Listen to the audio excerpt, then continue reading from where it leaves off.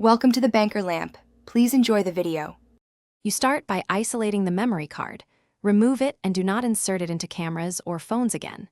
Connect only to a clean, offline computer using a dedicated card reader. Once done, create a folder on the PC to store recovered files. Do not save to the card. Make sure to disable auto-run and network sharing so the malware cannot spread. You will also prepare a second external drive to receive recovered images, preventing any write operations to the infected card.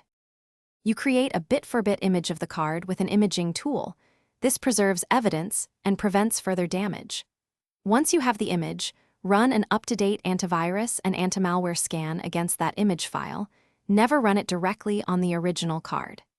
Then, use dedicated photo recovery software on the image to extract JPEG and RAW files. This lets you preview and rescue intact photos. Make sure to save recovered files to the external drive and verify file names and timestamps as you proceed. You verify recovered images by opening them with a photo viewer on the isolated PC. Inspect for corruption or unexpected file types. Once verified, rescan recovered files with another antivirus for safety. If some photos are missing or corrupted, try alternative recovery tools and run file repair utilities. When satisfied, securely format the original card and optionally perform multiple write/read cycles. This clears hidden malware. One troubleshooting tip.